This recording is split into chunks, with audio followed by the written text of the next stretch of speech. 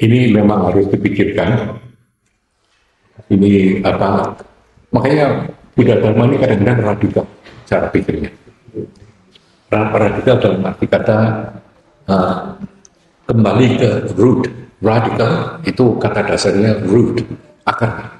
Jadi sebetulnya di Buddha Dharma itu selalu kembali ke akarnya gitu. Yang apa?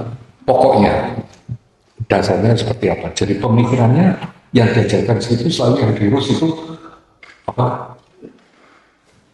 Pokok batangnya mengenai nanti ranting apa cabang rantingnya itu nanti itu sendiri. So that's about that. Mungkin kalian bisa sedikit banyak apa nangkapkan mengenai jalan tengah ini. Uh, we can talk it more, tapi akan lama, jangan khawatir, tambah lama tambah terang. Jadi intinya sekarang kita tahu mempunyai sikap seperti itu jauh lebih baik. Ini yang nomor 2 daripada bersikukuh sudah punya sikap. Tapi seperti tadi, karena kita kan hidup dalam dunia ini penuh konvensi, penuh perjanjian. Kadang-kadang perjanjiannya itu, ya nggak apa-apa. Artinya dalam memenuhi perjanjian ini, kita punya flexible, open-minded mind yang tetap jalan. Makanya tadi saya katakan, sekarang tahu bahwa yang namanya benar itu sebetulnya hanya benar untuk saya gitu. Kamu, dan itu pun tidak perlu kamu pegang terlalu kukuh, malah kalau bisa kamu pertanyakan apa benar seperti ini. Dan biasanya kita akan tahu karena kita bisa lihat apa dari yang tadi yang katakan yang kamu sebut itu betul sekali. Ternyata kita anggap itu benar untuk kamu ya, untuk saya ini itu dengan excluding others. Hanya dengan yang lain itu kamu tidak peduli karena clear-nya di sini. Benar untuk kamu bagus, harus malah. Tapi harusnya kamu harus mengakui benar untuk yang lain juga. Bedanya kan di sini, right? Nah, anyway, kita mungkin dalam beberapa hari ini temanya akan so the view ini yang paling karena apa ya? Kalau kamu punya pandangan, dalam pandangan itu punya tanda-tanda, punya ciri-ciri. Mengapa kok kamu berpandangan semacam itu? Namanya menimita. You have to all. Makanya kamu punya pandangan. Nantinya kita akan mencoba yang there's no sign. Yeah. But I'll talk about that later. Saya baru mulai ngomong mengenai Jakarta, nanti lama lagi lah. Oke, jadi ini menurut dari Lalita Wistara, penutup dan Lalita Wistara ini very powerful part dari sutra Lalita Wistara sutra ini. Jadi di bagian malam terakhir beliau memutar roda dharma dimulai dengan berbicara semacam ini. Pancapakia ini ke 5 biksu yang dulu bersama-sama beliau bersama-sama belajar. Kemudian maka disebut di sini sugata yang di sini. Ini loh. Artinya ini sebagai code di mana kalau kamu mau happy, sugata, sukamgata, orang yang the one gone bliss, yang bliss ini happiness, gitu. Tapi dibedakan happy jangan cuma happy ura-ura, tapi blissful itu apa ya, tentram, ayem, bahagia, senang. Makanya sukamgata, punya yang sudah gone to bliss. Makanya dia kalau kamu mau gone to bliss, this is resepnya nih, mulanya kamu pandangnya seperti ini. Apa? Kemudian teruskan. Para biksu juga ada 4 kenyataan Arya. Apakah 4 kenyataan Arya tersebut? Duga, sumber timbulnya duga, berhentinya duga, dan jalan menghantar pada berhentinya duga. Ini yang disebut 4 kenyataan Arya ini yang paling sering diterjemahkan dalam bahasa Indonesianya 4 kenyataan mulia. Ini keliru besar karena ini dari kata Sanskerta. No, setelah saya ngomong jangan punya view kan, I have a view sekarang. Bahwa ini salah besar karena Memang Sukar nggak punya view, it's very difficult.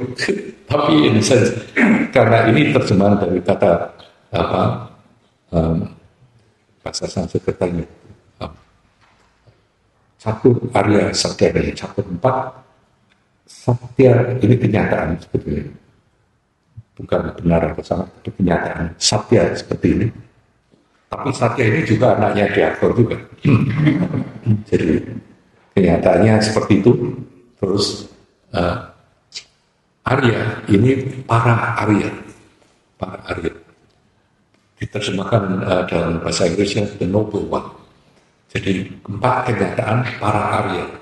Arya ini sebetulnya bahasa Indonesia ada juga kalau dicek, artinya itu gelar yang diberikan oleh bangsawan atau sebagainya.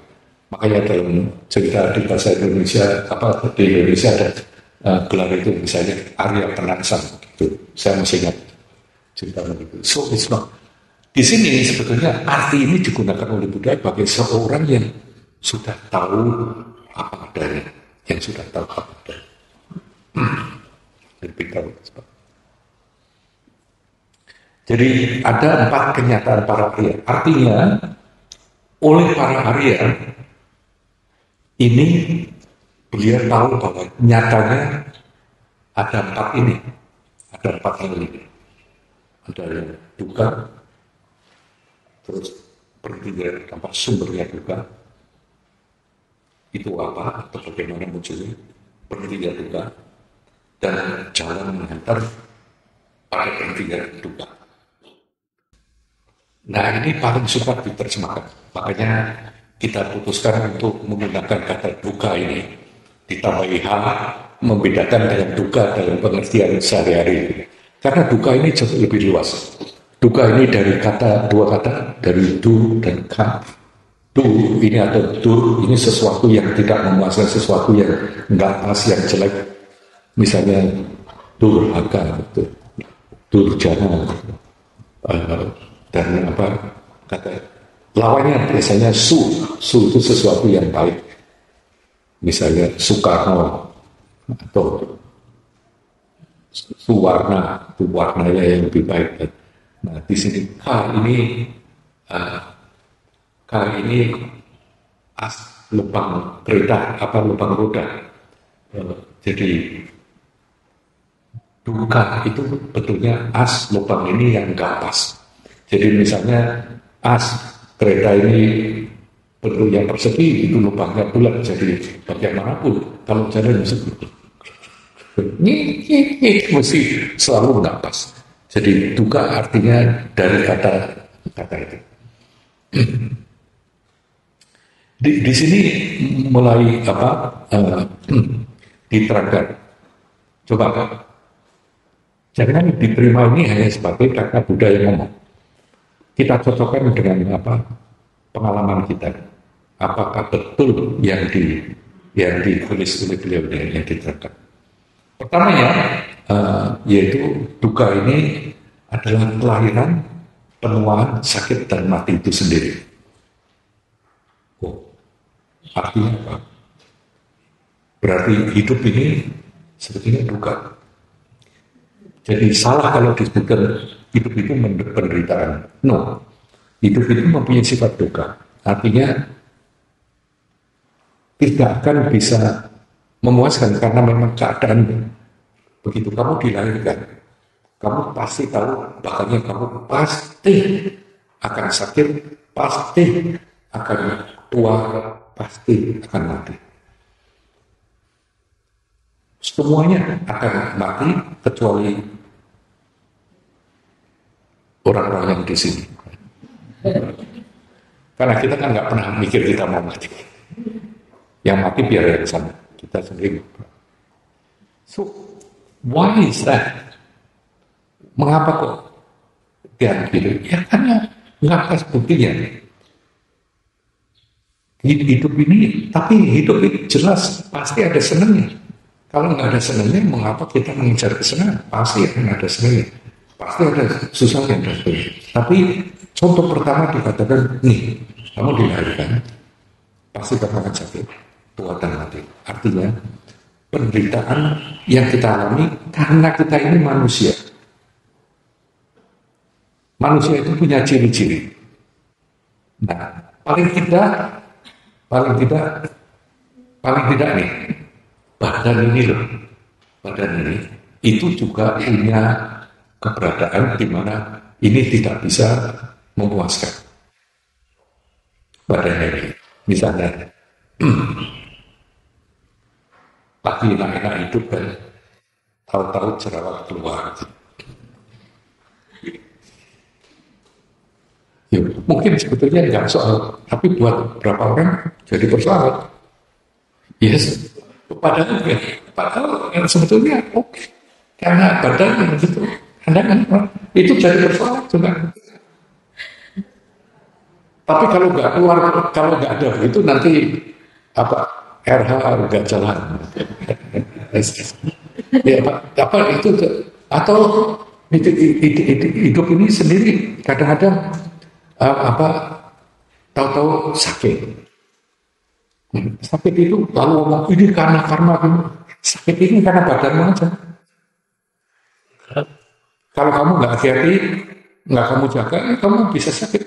Kadang-kadang bisa. Wah, makanya makan dijaga, olahraga. Tapi ini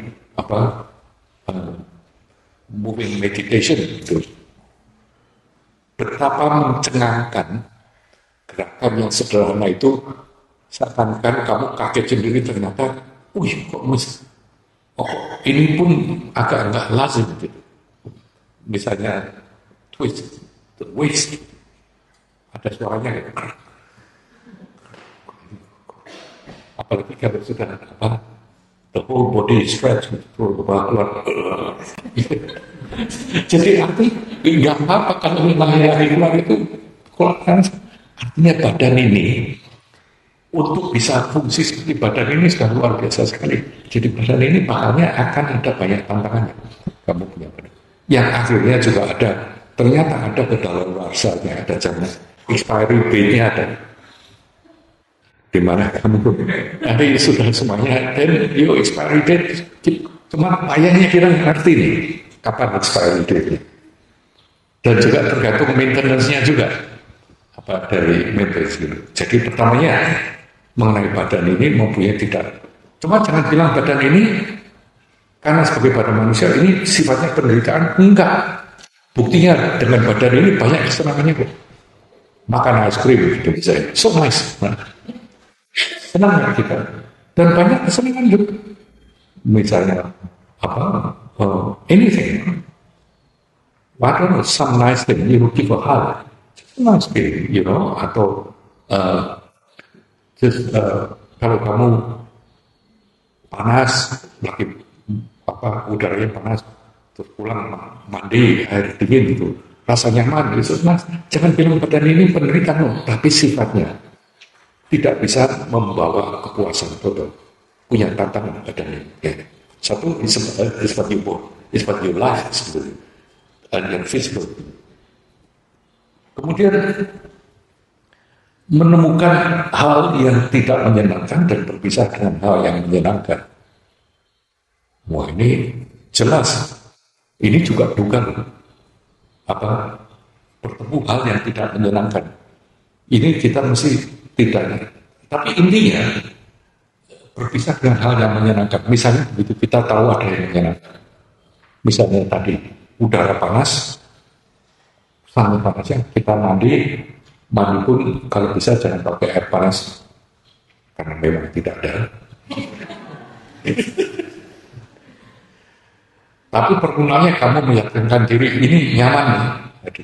Tapi lama-lama ya menjadi mungkin kedinginan atau gitu. Jadi hal yang nyaman, hal yang menyenangkan itu kamu nggak mau berpisah dengan hal yang menyenangkan. Ini persoalannya. Salah satu tantangan dalam hidup ini seperti ini. Kamu tidak senang kalau yang menyenangkan itu berakhir. Nah ini sebetulnya sesuatu yang kita sedikit banyak semakin dimengerti, kita semakin bisa terima bahwa kesenangan itu sifatnya, pokoknya apa-apa yang sifatnya mempunyai sebab yang di luar, pasti nggak akan langgeng, nggak akan banyak. Let it go. that will just go dan hilang. Makanya kamu harus sudah siap mengenai ini. Terus bertemu dengan hal yang tidak kamu sukai, ini jelas. Ini karena mungkin waktunya nggak banyak ya membicarakan ini. What I wanted to say, ini ternyata di badan ini juga punya yang namanya dopamin. Kita sudah ngomongkan. Ternyata tadi yang saya katakan sebagai manusia ini, sebagai makhluk, sebagai ini being, Darwin ini menerangkan itu kita itu punya survival instinct, mempertahankan hidup, insting untuk mempertahankan hidup. Nah, mempertahankan hidup ini biasanya tujuannya dua. Satu, memperpanjang hidup ini sendiri. Kedua, meneruskan turunan. Jadi binatang-binatang maupun manusia menurut Darwin ini. Nah, insting semacam itu untuk survive ini, intinya dua tadi. Memilih hal yang menyenangkan, sehingga kamu nanti bisa menganggap hidupmu akan menjadi lebih baik, dan menolak hal-hal yang kamu menganggap membahayakan kamu atau tidak menyenangkan kamu. Selalu pilihannya itu. Jadi kalau kita sibuk selalu hanya milih yang mana yang senang, mana yang tidak senang, mana yang senang, itu bukan salah kita, loh. Itu kamu hanya bertindak sebagai makhluk, hanya sebagai manusia. Itu isinya memang seperti itu. Selalu begitu. Enggak begini. Ini karena ini sebagai suatu defense mechanism untuk mempertahankan hidup. Nah, ini ada pemenang Nobel Prize. Pemenang Nobel Prize ini menerangkan bahwa sebetulnya beliau bisa menunjukkan bahwa adanya keluarnya dopamin ini. Misalnya kalau kamu misalnya saja makan bakmi goreng dia, bakmi goreng yang enak, itu lalu kamu ingat, lalu kamu anggap misalnya terus ada dopamin 10 unit karena rasa enak ini. Kamu ingat sekali, karena dopamin ini keluar membuat kamu merasa nyaman. Misalnya 10 unit. 2 minggu kemudian kamu ingat bakmi goreng ini. Karena waktu itu kamu lapar atau kemarin kamu ingat bakmi goreng ini. Saat itu dopamin yang keluar, yang mencoba relive your experience, itu enggak 10 tapi 15. Lebih daripada yang kamu rasakan. Ini research. Nah, profesornya riset menang Nobel Prize. Jadi enggak cuma tipu-tipu. It's very true. Jadi dopamin yang dulunya cuma 10, ternyata kalau kamu ingat dopaminnya, ini jadi 15. Jadi selalu kelihatannya lebih enak. Benar atau salah? Kalau kamu ingat sesuatu itu, apapun yang kamu anggap enak, ini hubungannya dengan keterangan Buddha, definisi kedua mengenai duka tadi. Kamu selalu mikir, ternyata di badan kita ini mendukung semacam itu. Nanti betul. Nah, akhirnya kamu cari kan? Ya, kamu cari, akhirnya dapat. Kamu makan, harapannya kan 15 kan? Malah cuma 8. Loh, makanya kamu, setelah selesai, dopaminnya keluar, kok cuma 8? Nggak seenak yang 15 unit tadi. Ya sudah, kamu lupakan karena cuma 8 kan. Kemudian 2 minggu lagi, 3 minggu lagi, kamu ingat bakmi goreng lagi. Kamu ingat sekali lagi, sekarang ini dopaminmu 18. Naik lagi. Semakin ngotot kan, yang dulu 8 ini sudah nggak kamu ingat, yang ingat apa? Yang 18 ini. Bakmi goreng yang 18 dopaminnya. Kamu cari. Nah ini on and on. Lalu pertanyaannya why? Ini menangnya Nobel Prize di sini. Beliau menunjukkan bahwa itu false expectation itu perlu ada dalam badan kita to survive. So kalau kamu puas, kamu nggak try to survive. Kamu nggak ingin mempertahankan itu. Kalau kamu masih tidak puas, ingin ngejar sesuatu, karena kamu hidup ini yang membantu kamu untuk hidup. Ini tesis beliau yang akhirnya menang Nobel Prize. Luar biasa kan? Berarti di badan ini kita terkecoh terus. Selalu yang enak, begitu yang enak tidak ada dopaminnya tambah jauh lebih enak daripada yang kamu rasakan dulu. Nah ini repot, karena ini terus menerus akan seperti itu. Padahal kalau kamu turutin, dopaminnya rendah. Tapi kalau kamu ingat dopaminnya tinggi. Jadi ternyata itu suatu mekanisme dalam badan ini untuk survive, untuk bisa mempertahankan hidup. Seperti itu yang kamu jadi. Kamu kepingin terus, nolak terus. Yang ditolak apa? Yang tidak kamu sukai. Yang dipinginin apa? Yang kamu sukai tadi. Padahal dua-dua itu definisi duka. Jadi Buddha katakan, nih badanmu itu juga punya sekarang mulai mengenai what you think. Kan? Kamu tadi badan yang sakit, tua, mati, itu badan. Sekarang mentalmu nih, pikiranmu, kepinginanmu. Ini urusan kepinginan. Kita kan yang diurus itu kan, pinginan. Ini loh, ini pun lalu Buddha dan menerangkan mengenai duka ini. Pikiranmu ini juga kadang-kadang begini. Nah, di sini nih, makanya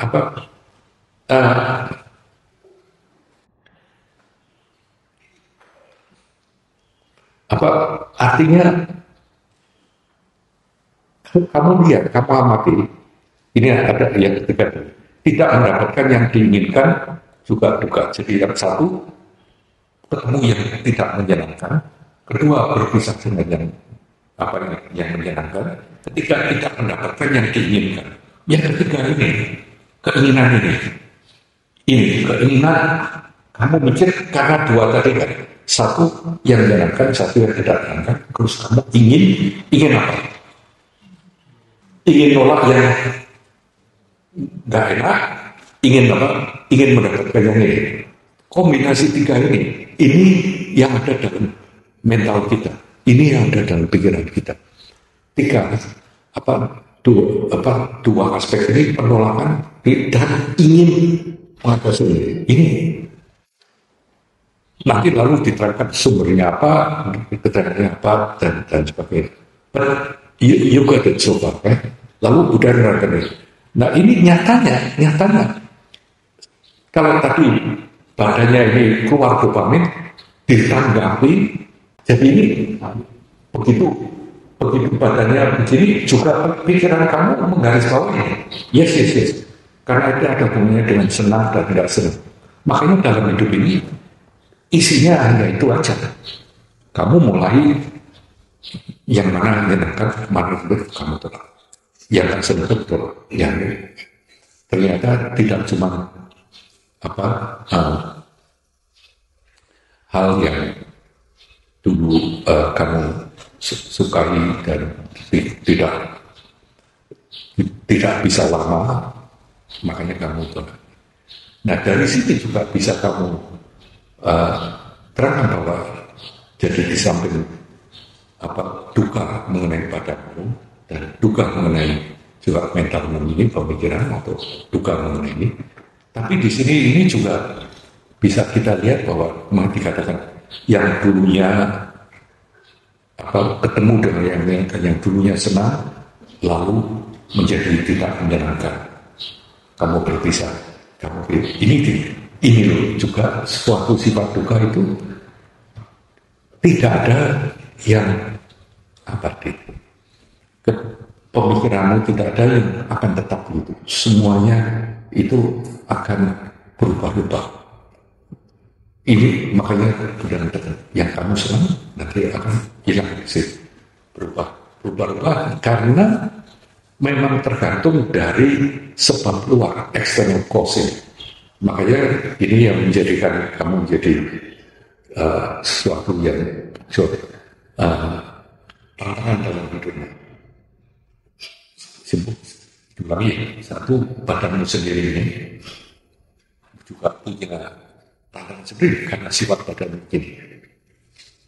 Kedua, pikiranmu yang ingin selalu milih sesuatu yang senang, tidak menolak sesuatu yang senang, dibangi dengan keinginan untuk menancapkan seperti itu karena kamu tidak senang bertemu dengan hal yang tidak kamu sukai dan kehilangan yang kamu sukai.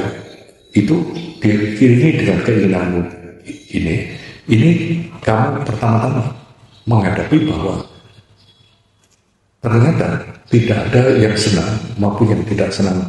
Ini yang bersifat abadi, yang bersifat tetap, yang bersifat itu akan selalu berubah. Kamu misalnya kamu sedih luar biasa, misalnya ya kalau memang sedih kamu kepingin nangis, kamu jalan keluarnya berubah. Ya nangis saja. Tapi dengan pengertian paling nangis kan 3 tahun nangis terus. Ya kalau 3 tahun 3 bulan nanti mesti berhenti. Kalau 3 bulan mungkin 3 minggu. But just be okay. Tapi kalau kamu tolak juga nggak bisa. Kamu sedih, kamu pura-pura. Bagaimana? Makanya orang ngomongkan itu papanya sakit dengan sedihnya. Kita khawatir. Jangan diomongin anicca. Kamu berubah ini. Whatever you think, it's a good thing untuk menerangkan begini. Makanya ini perubahan dan yang terus ini dikatakan singkatnya 5 aspek pengalaman yang masih memiliki kebutuhan panca padana skanda. Nah ini panca padana skanda ini sebetulnya saya minta izin nggak menerangkan ini dulu ya, nanti menerangkan besok barengan mengenai ini. Cuma saya ingin menerangkan mengenai upadana tadi, kata padana. Untuk sekarang kita pengertiannya begini, yang disebut di sini pokoknya ya selama badanmu dan pikiranmu masih merasa butuh sesuatu itu juga. Besok kita terangkan mengenai panca skandanya ini. Jadi intinya saya ulangi, selama badan dan pikiranmu itu masih menginginkan, masih membutuhkan sesuatu, upadana. Upadana ini artinya nutrisi. Upadana. Jadi you want something. Maksudnya you want something ini gimana? Nih, ini ada komen ini enak sekali saya dikasih apa? I don't know who, but I think itu sih, it's very nice. Setelah kamu lihat something nice, terus misalnya ada ini gede. Kalau saya misalnya ini tenggorokan kering, kalau saya ngomong sama makan permen kira-kira beda kan ya? Kira-kira ini. Tapi saya masih butuh yang lebih enak. I still choose the one that's nice. Mungkin padahal kalau ini juga bisa lupa. Saya ingat waktu kecil saya keliling dengan orang tua, kalau perut mules gitu ini di dalam mobil, ayah saya itu pandai sekali.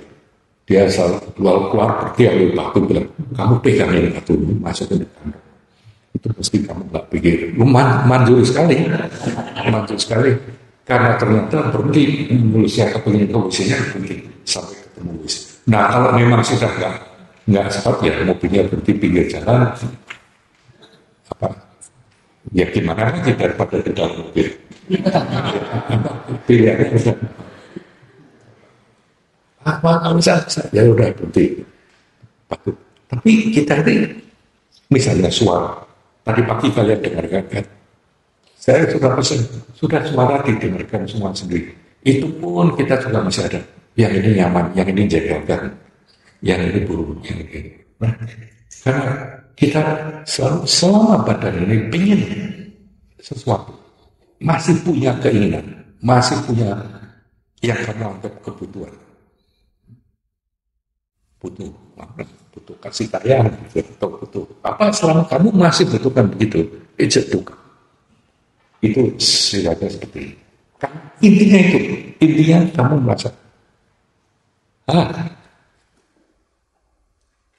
lalu diterangkan di sini.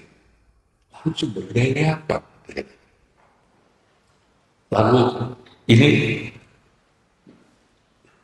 rasa tidak bercukupan yang nama tresna atau tanha, yang saya terjemahkan namanya keinginan. Itu bukan ini. Sumber dari semuanya itu karena kita tidak merasa sudah cukup. Tapi yang saya katakan, selama badan ini merasa kebutuhan, memang ada kebutuhan badaniah, ya. Secara psikologi itu memang mau tidak mau kamu akan alami, right? So then you can do that. Tapi yang lain itu, makanya what you do kalau kita hanya ingin menyenangkan yang lain, itu selalu everything becomes so much, everything becomes, karena tidak mencantumkan, maksud saya kata yang saya cari itu, kamu tidak menjatuhkan sesuatu. Nah, kembali di sini kata sumber kedua ada rasa tidak berkecukupan. Ini yang paling bahaya. Kalau kita merasa yang sekarang ini cukup, tentunya kita tidak butuh lagi. Tapi rasa tidak berkecukupan ini yang luar biasa, drive that so hard. Kemudian lalu yang kedua, yang memicu ingin menjadi ini, atau yang kedua bahwa ini kebutuhanmu untuk menjadi sesuatu. Itu namanya bahwa. Lantas siapa yang kasih nama dulu? Itu kamu ini kita semua ingin itu. Nggak cuma pengen jadi orang baik. Sebetulnya yang paling susah dideteksi dan kadang-kadang yang bikin onar, ini keinginan kita untuk jadi orang baik. Sebetulnya kalau bisa, jangan ingin jadi orang baik. Kalau bisa, jadi orang baik saja. Sebab keinginan jadi orang baik itu kamu butuh audience, butuh penonton, butuh ditepuk tangani, butuh diakui. Karena tanpa itu, kamu bukan siapa-siapa. Anggap ini, kamu kalau lihat itu menyedihkan, betul, so sad.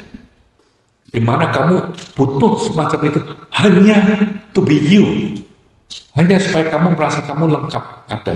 Sebab tanpa itu kamu kurang, tanpa itu kamu tidak seperti itu. Kita dalam kehidupan kita seperti itu loh seringnya. Kita butuh pengakuan orang lain karena kita selalu merasa ini. You want to become somebody. Nah, misalnya, jangan ingin jadi anak baik. Jadi anak baik saja.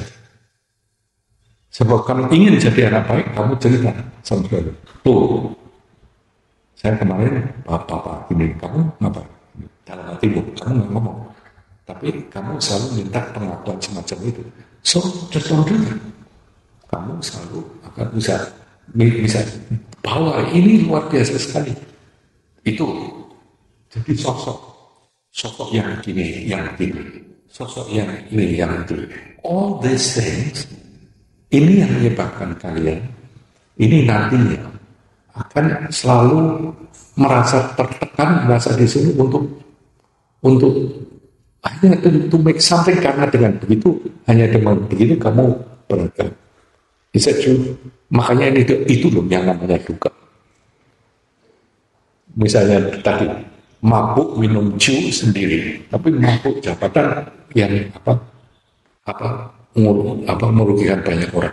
Jadi seperti yang disebut dukkha, ini sangat-sangat menyeluruh. Ini sumbernya dari sana tadi. Kemudian juga ketertarikan yang namanya raga. Raga ini, arti kata raga sendiri itu artinya warna sebenarnya. Kamu mempunyai raga itu kalau dalam pemikiranmu diwarnai oleh sesuatu. Misalnya ya, kamu ingin, kalau tadi bahwa ingin jadi sesuatu, oke, nah. Tapi misalnya kamu lihat ada teman satu khusus, ini yang selalu kalau tampil selalu menjagalkan. Nah, teman ini selalu menjagalkan kalau ketemu, apalagi kok ketemu dengar namanya saja sudah menjagalkan, apalagi mikir gitu. Itu begitu kamu itu raga, pemikiranmu itu diwarnai oleh sifat menjagalkannya. Ini. Makanya ini sering diterjemahkan nafsu atau keinginan. Sebetulnya artinya lebih luas dari itu. Yang namanya raga itu keberadaanmu diwarnai with that kind of pemikiran semacam itu. Tapi bisa juga kamu diwarnai, misalnya sebaliknya kamu misalnya ketemu orang, wah ngomong orang ini titisan dewa, ya, semuanya serba bagus, penampilannya bagus, kalau ngomong enak, dan kemana-mana selalu bagi-bagi permen gitu misalnya, atau bekasi apa. So you think ini, lalu yang kamu bayangkan raga ini, wah luar biasa sekali. Raga ini punya ciri-ciri. Pertama, kamu itu selalu membesar-besarkan kualitasnya. Kalau yang jelek, kamu besar-besarkan jeleknya, luar biasa. Jadi, makanya yang disebut delusi ini seperti ini. Kalau yang baik, kamu besar-besarkan, luar biasa baiknya.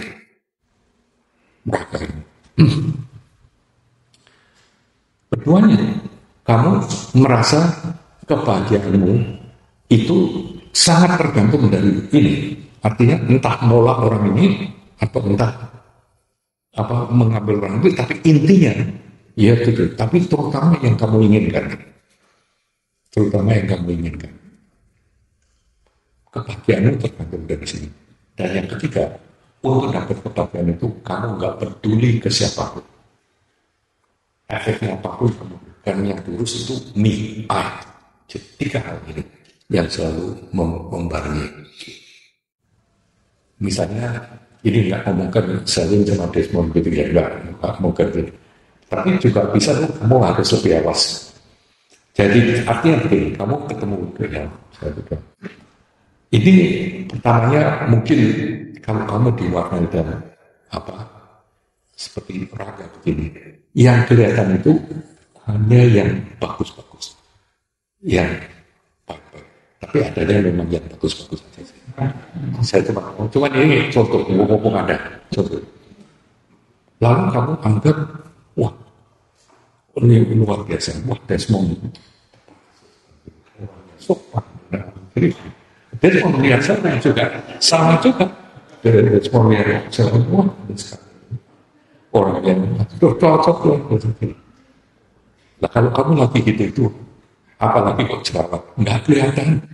Apa ya yang lainnya nggak kelihatan. Makanya nanti lama-lama kalau kamu barengan, ya jangan sampai kamu itu nanti ngomong, oh berubah dia.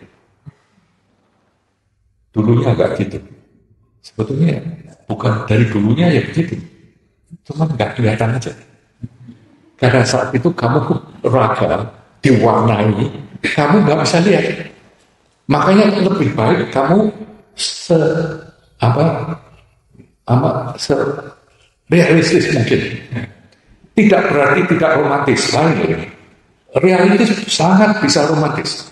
Tapi tidak romantis itu justru kalau didasari raga itu malah bahaya sekali. Bukan cuma bahaya, tidak ada gunanya. Kamu bayangkan, sebab yang ternyata yang kamu ingin dekat itu bayanganmu, bukan orangnya. Orangnya nggak pernah seperti itu. Tapi bayanganmu, ceritamu ini yang kamu dekati. Ini persoalannya.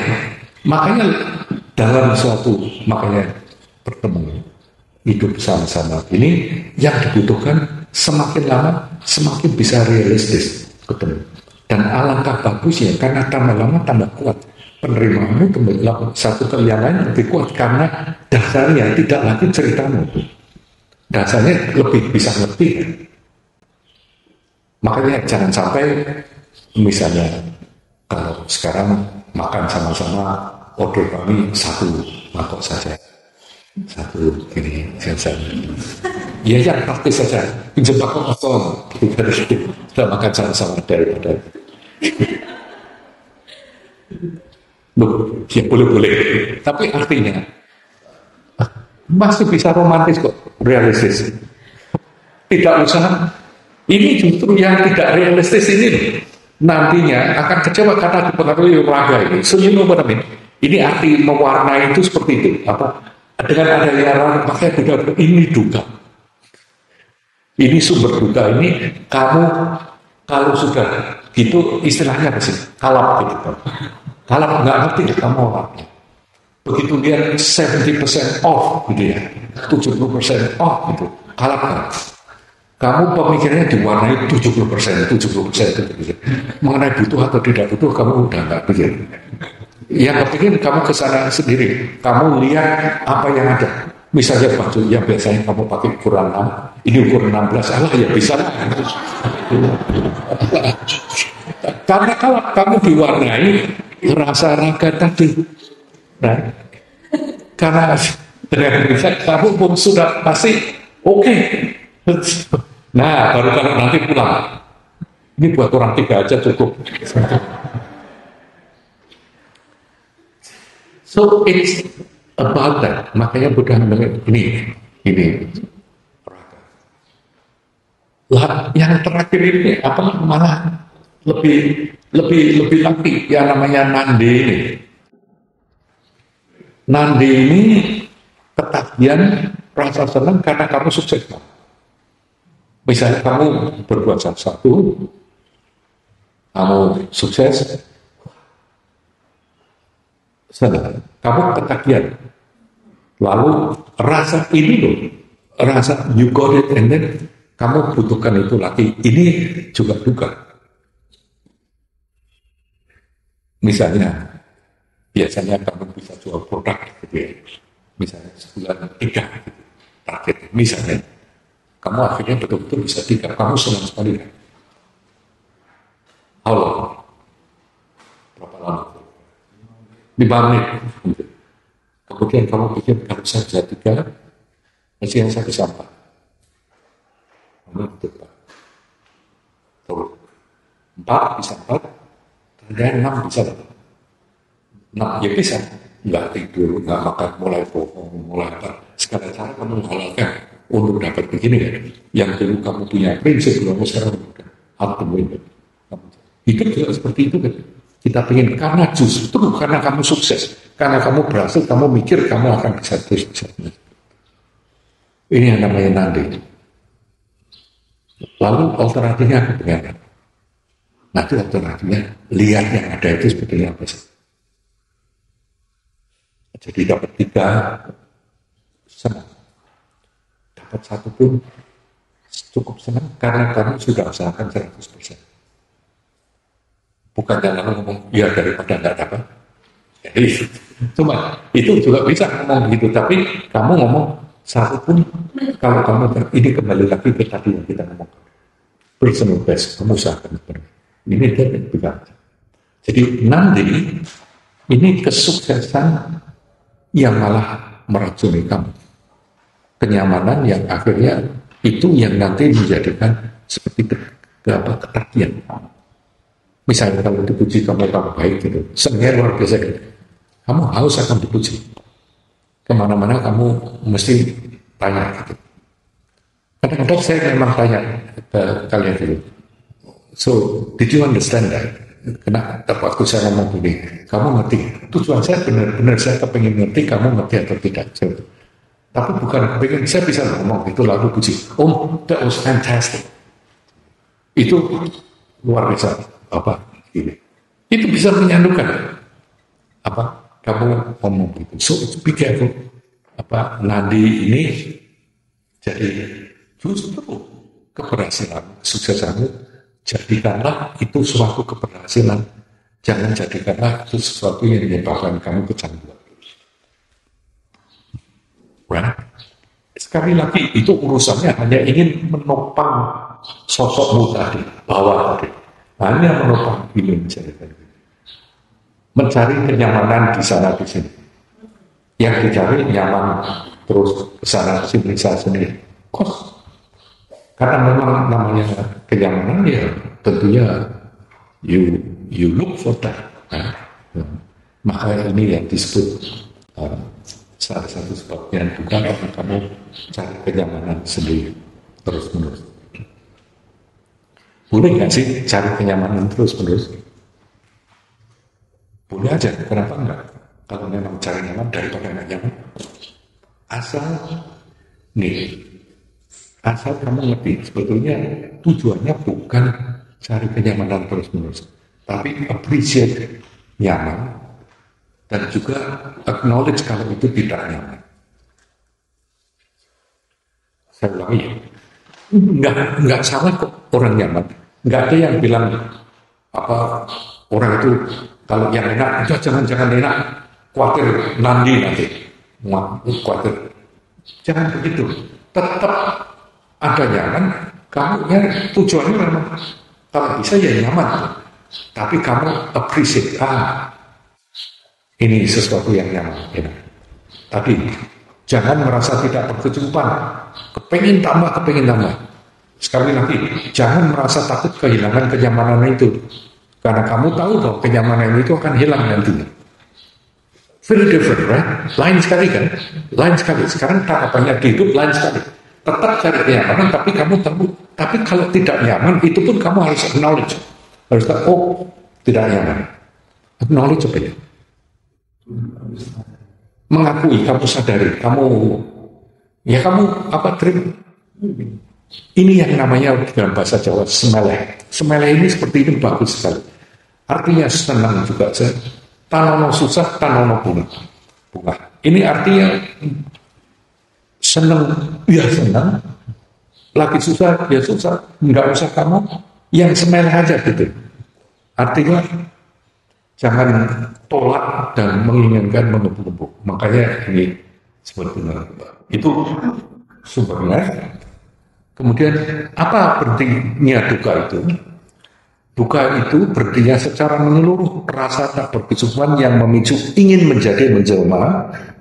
Jadi ya, berhentinya duka itu adalah berhentinya secara menyeluruh rasa tak berkecukupan tadi yang memicu ingin menjadi atau menjelma tadi, disertai ketertarikan dan berharap mendapat kesenangan, mencari kesenangan di sana di sini. Itulah berhentinya duka. Jadi sumbernya duka ini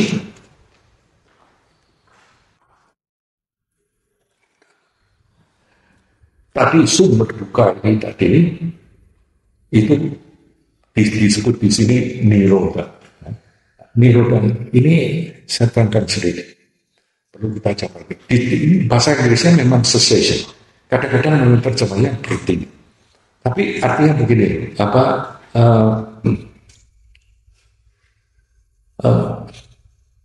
berhentinya itu menanggulanginya, bukan kalau menanggulanginya seakan-akan kamu harus bisa memecahkan gitu. Apa artinya? Tapi dalam hal ini to let go, to let it be. Misalnya kamu gagal ya. Jalan keluarnya banyak kan ini. Bisa kamu garuk, ya bisa kamu diamkan, bisa kamu semprot salon pas, misalnya. Atau apa? Itu bisa. Artinya you do something.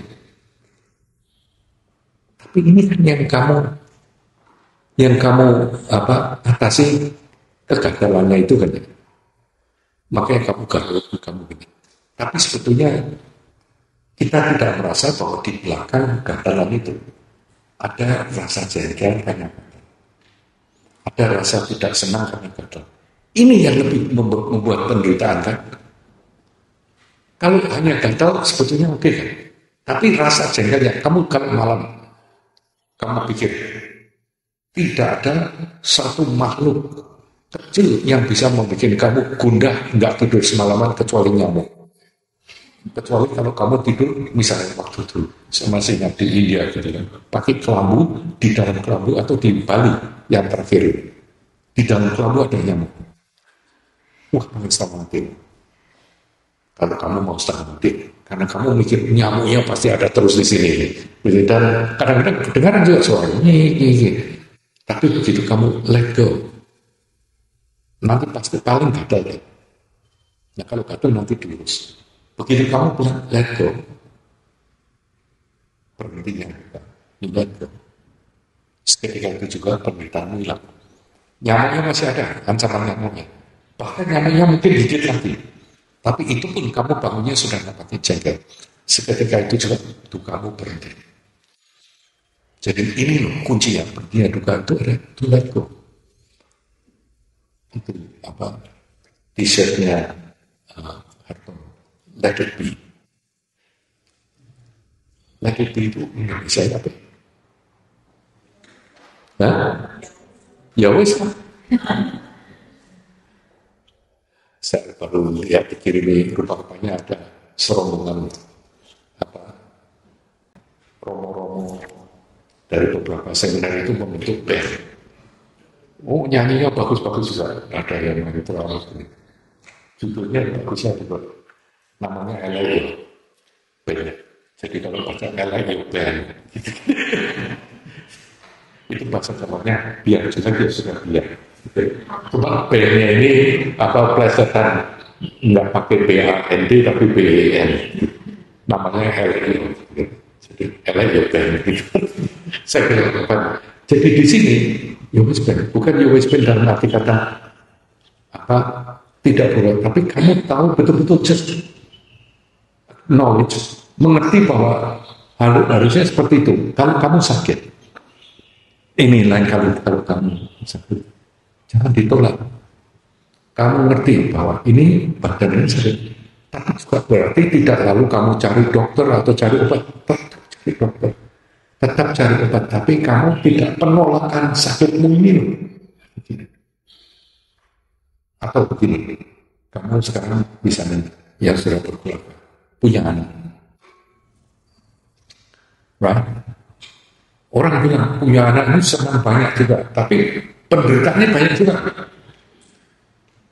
Yang paling menderita itu kalau kamu bilang, oh seandainya gak ada anak-anak itu kenapa betapa enaknya. Begitu kamu mikir begitu, lebih menderita. Sebab kan intinya punya anak, makanya kamu pakai cara memikir wah waktu dulu saya kecil saya juga merepotin mama seperti ini. Atau dengan cara begitu supaya kamu tidak berpikir seperti itu. Dengan kamu berpikir seperti itu, penolakan seperti itu, kamu akan lebih menderita. Makanya di sini tulang itu. Jelas ini.